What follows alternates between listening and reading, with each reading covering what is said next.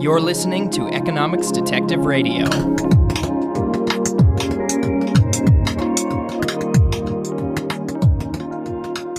My guest today is Robert Krol of California State University. Bob, welcome to Economics Detective Radio. Oh, thanks for having me. So our topic for today is a paper Bob has written called Can We Build Our Way Out of Urban Traffic Congestion? It was suggested to me on Twitter. Bob, do you have an answer for the titular question of that paper? Is it a simple yes or no? I think it's really hard to build your way out. I mean, you can add capacity to a highway system, and certainly the volume of traffic increases, and the community or the city does benefit from that. But it's not really going to solve the congestion problem. Those peak times when the highway is near gridlock, just not effective at targeting the congestion issue that plagues, most cities. Yeah. So I get the sense that among sort of civil engineers or, just people who are just in charge of highway construction, that there's maybe a naive view, or there was a naive view, that if something is congested, you can make it wider, add more lanes, and then because there's some underlying level of demand for travel, you can just, as long as you have enough lanes to accommodate that, then you won't have congestion. But it seems like the more research has indicated that the amount of trips people take is quite flexible, and people, if you increase the highway speeds by increasing the number of lanes, widening highways, then people will respond by taking more trips. So do you want to speak to that research? How long have people been looking at this question of induced travel? Oh, for quite some time. I think you can go back even to the 50s. There was some studies done in the UK. So it's been something that's been looked at a long time. Yeah, I don't want to pigeonhole every engineer, but they tend to think of demand as being kind of very unresponsive to travel conditions. And so, they kind of think of it as a fixed number of cars, and that won't change. So if you throw in a few extra lanes, the speed will pick up and congestion will fall. And that misses a real fundamental idea in economics, is that, once you start expanding the capacity of a road, and when speeds start picking up, that's going to attract traffic. It basically makes it cheaper to drive because your drive times fall, and you can get from home to work or home to a shopping center a lot quicker. So what happens when you expand the capacity of a highway, we do see pickup in speed and some reduction in congestion. That's sort of the immediate short-run response.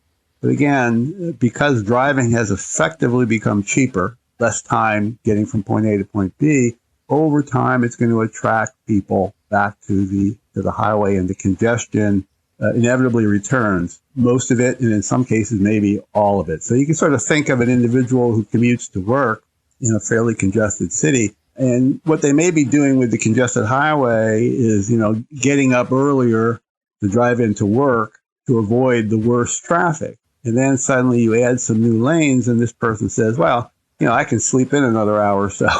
And so they start delaying when they drive into work. That sort of behavioral response is what we tend to see. People who maybe were using public transit, which is typically less convenient, when they hear that the highways are a bit less congested, they say, hey, maybe I'll switch back and drive to work. So you get these kinds of behavioral changes leads to a return in congestion. Right, yeah. So there's those sort of short-run effects where maybe the person just shifts their commute by an hour or so into the more congested time.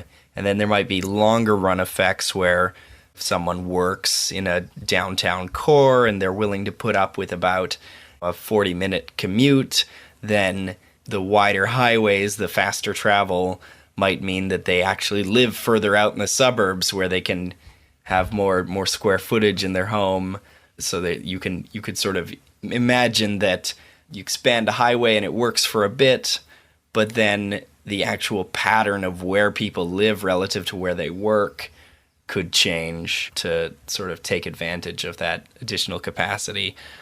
No, you're right. And businesses, retail stores, they may relocate as well around the more expanded highway. So we see a sort of a spatial shifting over time of where people live, where people work, where people shop, that kind of thing. So yeah, that contributes to the return of congestion as well. You're right.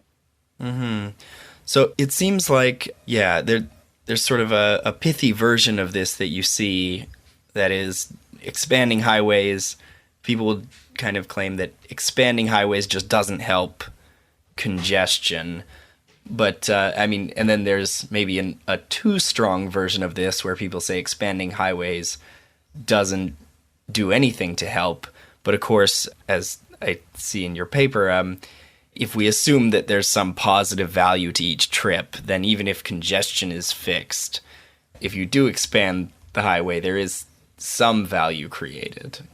Oh, sure. I mean, we have to be careful, and sometimes when you talk about this topic, it can be accused of being anti-automobile, and that's not at all what I'm saying. I mean, you can certainly expand the capacity of a road, and more people can, the throughput on that road increases, and that certainly is beneficial or can be beneficial to the community. As you said, there's some value associated with each one of those trips. But again, the thing people need to think about, and what I'm trying to focus on is, but does it really solve the congestion problem, that peak congestion problem?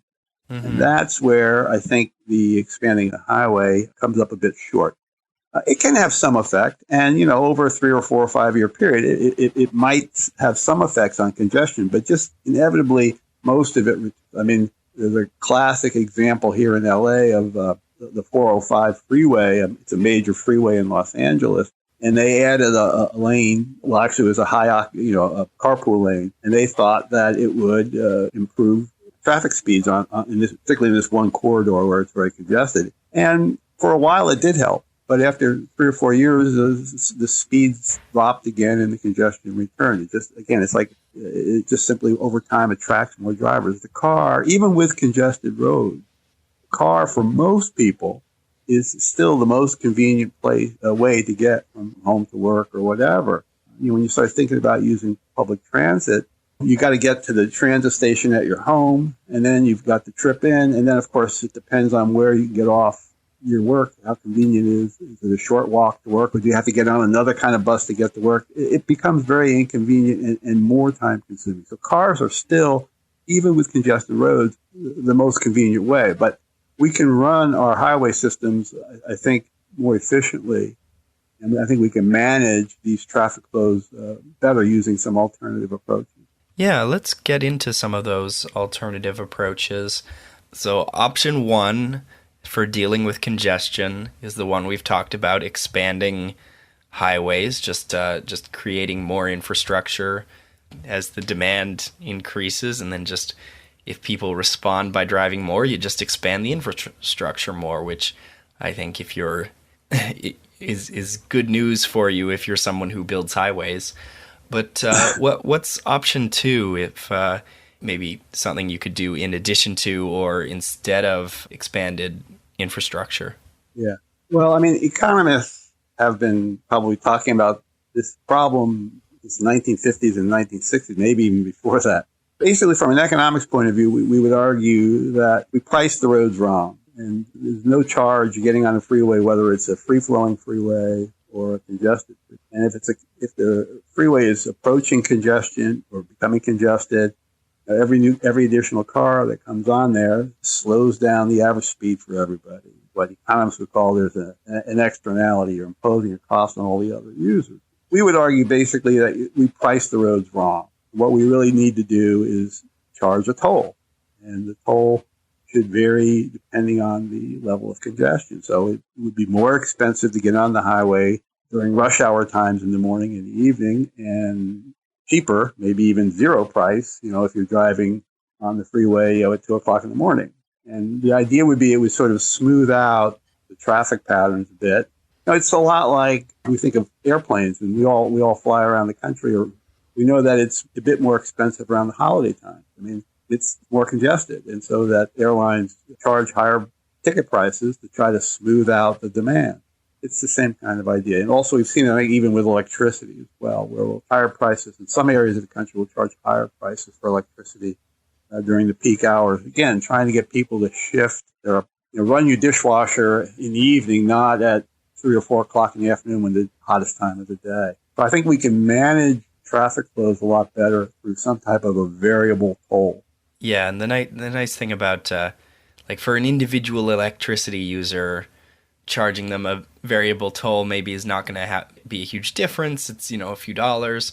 But nice thing about that one is you have industrial electricity users. And I heard an anecdote about a factory where the employees drove around on golf carts and they saved millions of dollars by just putting some $10 electricity timers on those carts and just having them charge it, and instead of charging right at end of day when they were plugged in, they charged at midnight when the power was cheaper. Right. And for a sufficiently large operation that it really pays to shift even with electricity where the cost difference is pretty small.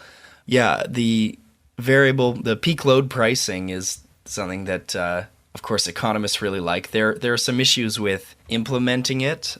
So I live in Vancouver, BC, and we had a large toll bridge that when a new provincial government came in, they removed the toll.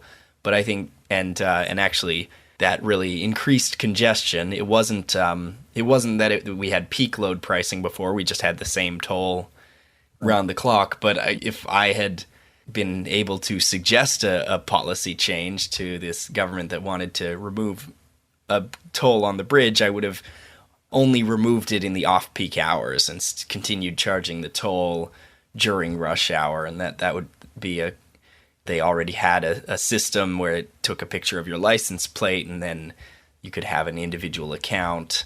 But for a lot of these highways, it's hard to know who exactly contributed to congestion. It's hard to monitor all vehicles. Mm-hmm. The sort of tolling infrastructure itself has a cost. Do you have thoughts on how to implement peak load pricing? Sure. Yeah, I think the administrative costs are going to be higher for a tolling system than right now. In the U.S., we primarily fund roads with fuel taxes, and then when you look in cities and local areas, sales taxes are usually, maybe property tax a little bit, are the typical funding methods. It certainly would require a pretty significant upfront investment in tolling infrastructure. But of course, again, the days of toll booths, I think, are gone. I mean, I grew up in New Jersey, and the Garden State Parkway was financed with tolls. And, about every 10 or 15 miles, you had to slow down, go through a toll booth, and throw 25 cents into a toll machine kind of thing. I mean, those days are gone. It can be all done electronically. And obviously, if we were to move in this direction, it certainly is going to take time. It's not something you can do quickly. But we have, I think, the technology with GPS and transponders in cars where you can essentially drive on a highway. The transponder will signal when you enter the highway. You have an account where you have funds in that account, and depending on the time of day in which you drive on the highway and how long you drive on that highway, it gets automatically debited. So that would be the kind of technology that you could move toward to make it fairly convenient. There are systems, as you mentioned, the example of the bridge in Vancouver, where you take pictures of license plates. I had the same sort of experience in Seattle, where my daughter lives, and we're out-of-towners, but we drive across a particular bridge, takes a picture of our license plate, and, months later, I get a bill in the mail. There's ways of doing it, and I think doing it in a fairly convenient manner. One issue that I think has to be talked about is the privacy issue, because you are collecting data on people in terms of where they are and where they're traveling. So there is a privacy issue there that has to be considered. Again, there's ways of doing it. You can store the information in the car, and then maybe once a month that information gets uploaded to a private company who then bills you, and then the data gets deleted from your car, something like that. So there are ways of managing the privacy issue. But it is an important issue that many people, I think, are concerned about when you talk about the electronic types of tolling systems. Yeah, talking with transportation people, it seems like there's a lot of support for these kind of systems. Just put a GPS in every car, but they seem to be aware that it's potentially politically infeasible, that a government that tried to do that would be voted out in the next election, was the sense I got from pitching this idea to some people who would probably know. Although, at least in terms of ride-hailing, Uber and Lyft cars, they already have a GPS in every car. Right. And they're new, and at least here we don't even have Uber and Lyft yet. And so the idea of implementing congestion pricing just for them is potentially feasible. Yeah, and there's also another option. You can make it a choice. In other words, you don't necessarily have to toll every lane. So if you had a 6-lane highway, 2 of them could be toll lanes, and the other 4 lanes would be no toll. And so people would have a choice. You'd have a choice whether you want to buy one of these transponders and put it in your car. You would have a choice. If you're in a hurry, you might use the faster flowing toll lane. If you're not in such a hurry, you could use the non-toll lane. And the other thing we would see is that the non-toll lanes, at least for a while, you might see some improvement in speed. So I think people find that approach a little bit more appealing, because usually when you start talking about tolling roads, the typical person's reaction is very, very negative. You're going, that's another tax you're throwing on top of me, on top of all the taxes I already pay. My preferred approach over time would be to phase out fuel taxes and replace them with tolling. So you're not just simply piling more taxes on top of the existing tax. But I think if we look at situations, cities in both London, Stockholm, and Singapore are kind of the classic examples. Once people actually experience the system, that they see that it works, that it's not that difficult to use these automated tolling systems, and they see the benefits of improved traffic flows, attitudes tend to change. So I think giving people choices of using tolls versus not using tolls, and I think also replacing fuel taxes with tolls, I think those things, and then just, I think once people have experienced these systems, I think attitudes will change a bit. Mm-hmm. You need to, and part of it is making sure people are aware of the tolls.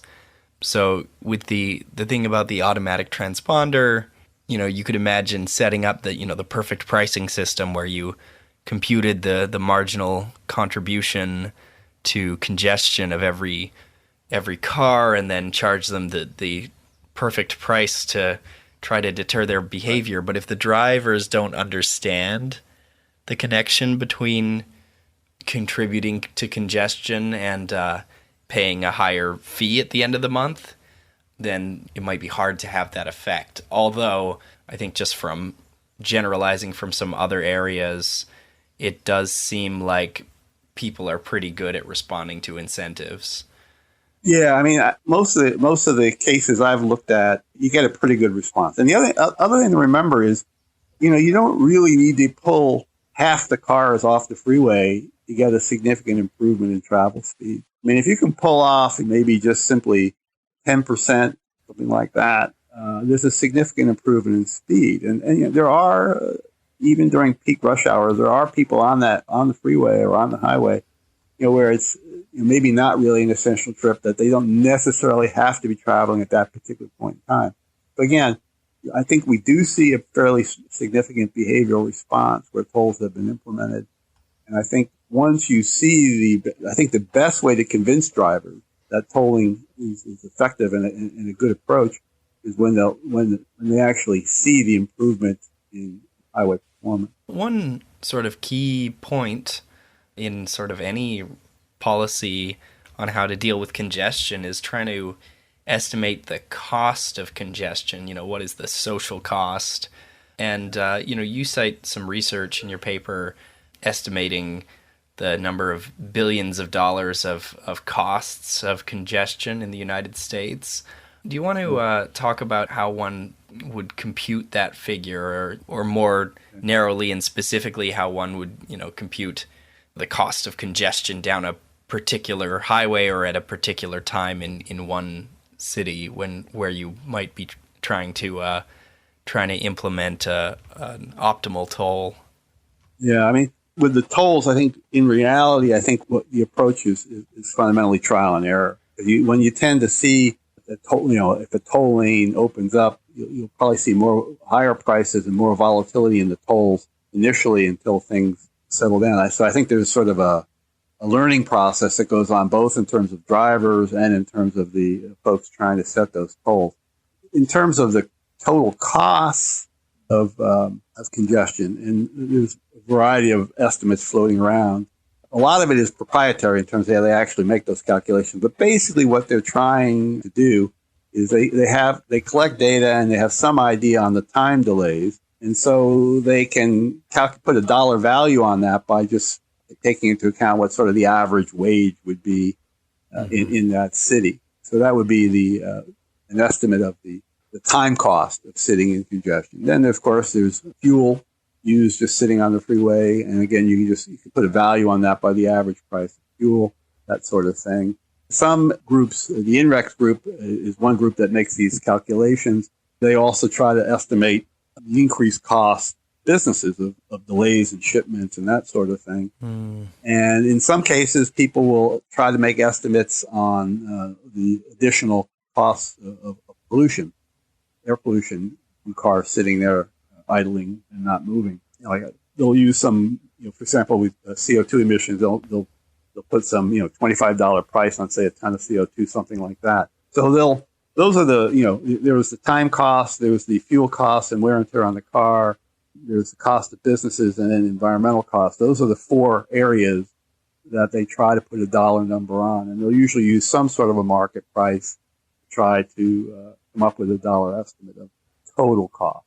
Mm-hmm. And yeah, just to speak to the wage point, that's a standard assumption that an opportunity cost of someone's time is the wage that they earn. So if you imagine one of those people sitting in traffic is a surgeon who performs life-saving heart surgeries. If he spends 2 hours sitting in traffic, then that's potentially one fewer life-saving surgeries that he can perform. It's possible that someone else performs that surgery, but they're a little marginally a little less good, or people wait a little longer for surgeries. But you would assume, if the labor market is functioning well, that his wage is the marginal value he contributes. So if that surgeon is paid $200,000 a year, and then divide that by the number of hours, and that's the value of his time, and that's the value you lose when he's sitting in traffic. A little game you can play next time you're stuck in a traffic jam is to try to guess, the time loss and eyeball the number of cars, try to do that calculation of just how much value is being lost by the traffic jam you're in. And I mean, I sometimes do this, and there's not a lot else you can do when you're stuck in traffic. So a recommendation to listeners to play that game. Right. And your point's a good one in the sense you can see that just using the average or a median wage is just a ballpark estimate. I mean, obviously, the time cost varies across individuals, can be quite significant. So, and that implies something about, the benefits of reducing congestion may be, a lot greater for that individual surgeon. But, when you think about those high valued individuals, they're paid a lot of money because they're doing something that is quite valuable. As you were saying, he's a heart surgeon. So the time cost variation, time cost sitting in traffic is going to vary quite a bit per person. So using an average wage or a median wage is, just a sort of a ballpark, straightforward type of calculation, understandable because you just can't break it down individually on each individual using the highway. What do you think of the alternative suggestion that instead of peak load pricing, or in addition to it, you could expand public transit as an attempted solution to congestion problems? Yeah, when we look at public transit, one of the things you need for it to have a chance at being efficient is you have you need density of population, and you need essentially a central business. And older cities here in the U.S., New York being the last example, it works, although they're having maintenance issues, but it works reasonably well. They have a fairly high usage rate. But when we look at newer cities that have grown post-World War II, post-automobile, they're much more spread out. And I think you'll find that these rail systems tend to be underutilized. Yeah. When you look at ridership numbers, it's hard to be really optimistic about that as the final solution. And the other thing to remember, congested city is thinking about building particularly really expensive fixed rail. You have this same kind of induced demand problem. So if you imagine a city that doesn't have a public transit system, say a fixed rail system, they put it in place. Some people decide to use it rather than drive on the freeways. You got the same problem.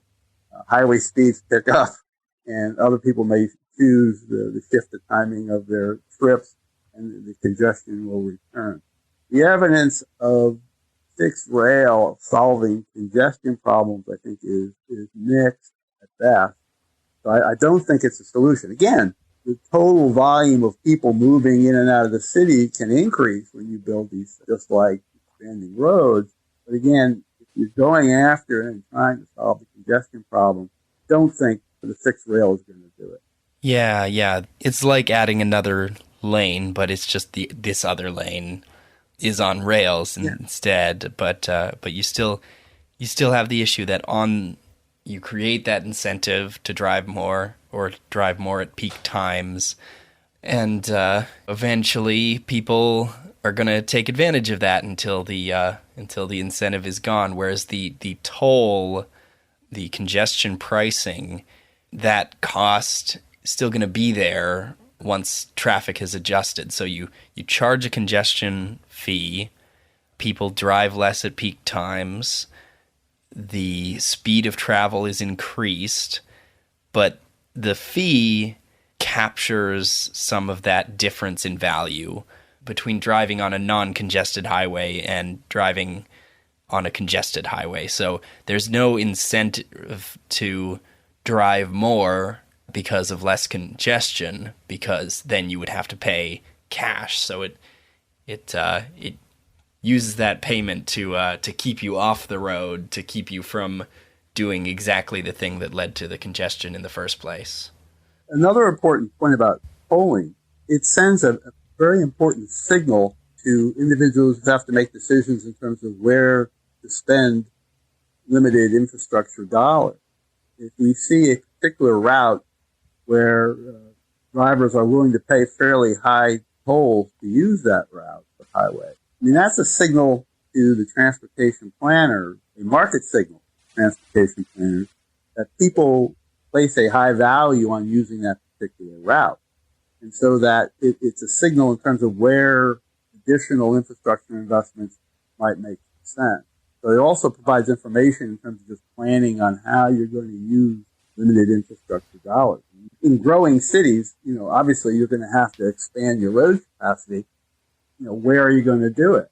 I suppose you can do surveys and things like that, but you do get these price signals that can be quite valuable and very useful. What about changes to zoning and urban planning as trying to build the city differently with respect to where people live in order to reduce congestion? Do you think that's a feasible approach, or is it maybe one that you might take in conjunction with these other options? Yeah, that's sort of the transit-oriented development idea. Mm-hmm. Well, it hinges a lot on people's preferences in terms of really where they want to live, where they might want to raise a family. So I can certainly see younger individuals living in more apartments, urbanized areas, maybe near mass transit. But once you start thinking about raising families, that sort of thing, I think that alternative becomes less attractive. So what troubles me a little bit about that is, does the urban plan truly represent the actually preferences of people living in the community? I'm not always sure that it does. I think the second point I would make is, and bringing it back to polling ideas, you want people to make decisions in terms of where to live and how to get to work.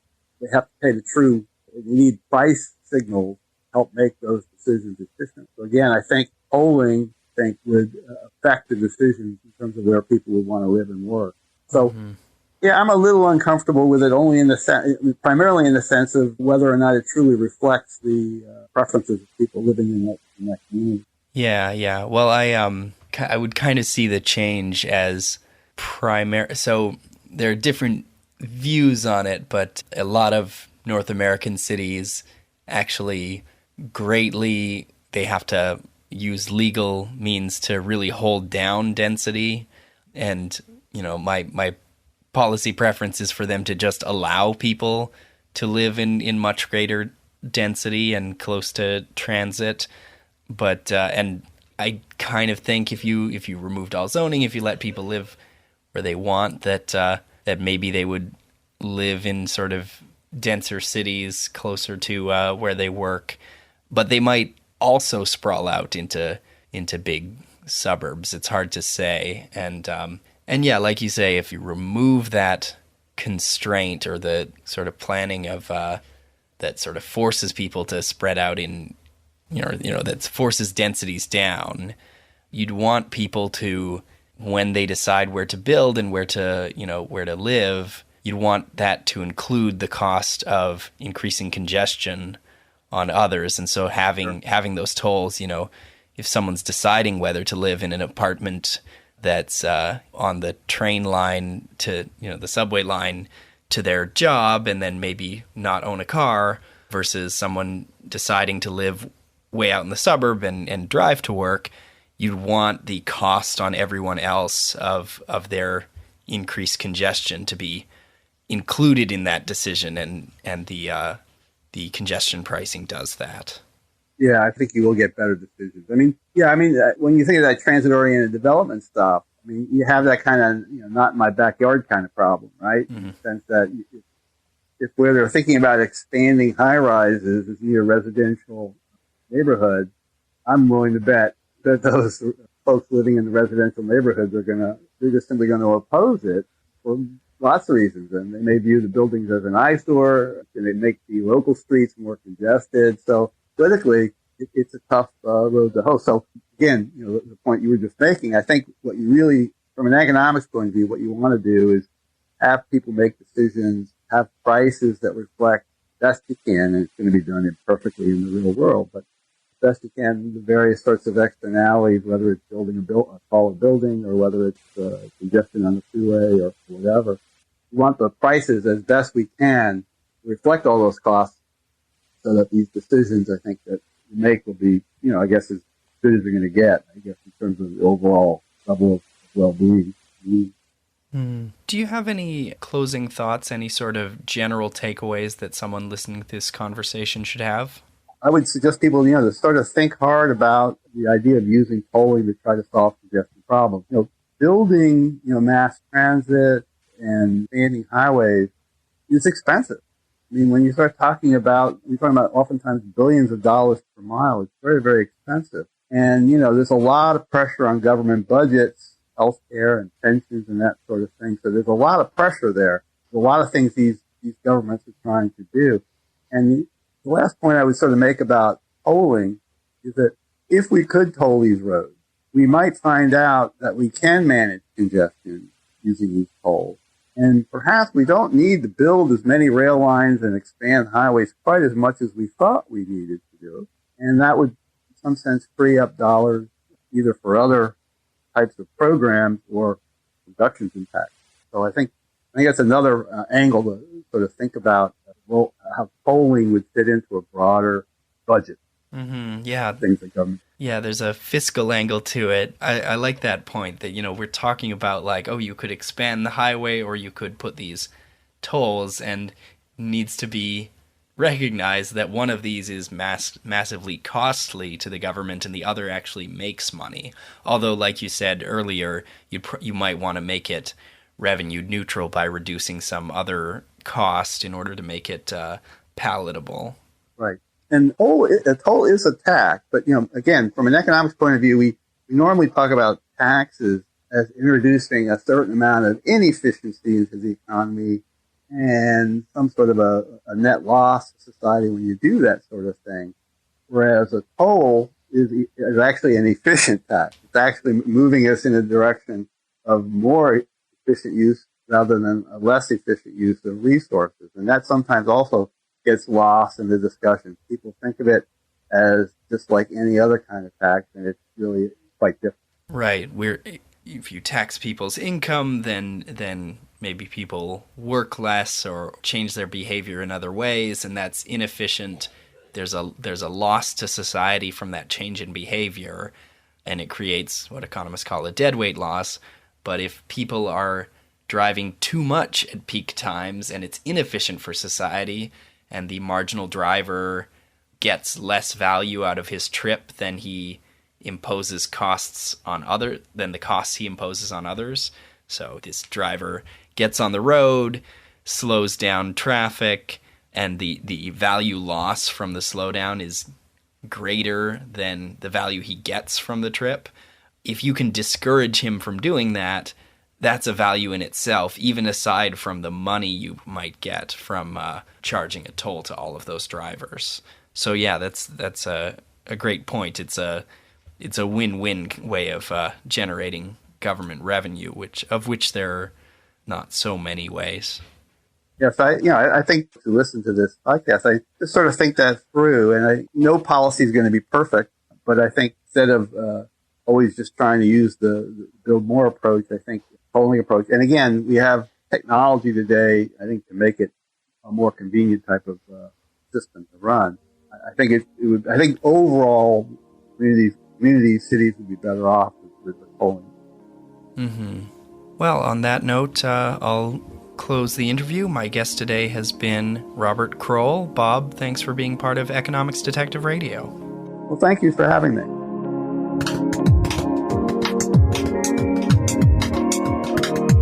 Hey listeners, thanks for tuning into this episode of Economics Detective Radio. Just want to give a big thank you to my Patreon supporters. These are people who give a small donation, maybe $1 or $2, every time I release an episode. It's people like you and people who engage with me in the Facebook group, Economics Detective on Facebook, who encourage me to keep making this show as my schedule gets more and more busy. I'm working on ways to maintain a consistent release schedule, or try to maintain a more consistent release schedule as my life sort of gets increasingly busy and hectic. And it's because people keep listening, keep downloading, keep engaging with me, and keep donating that I am trying to do this and that I keep producing this show. I love making it, and thank you for supporting me. I'll be back for a future episode soon.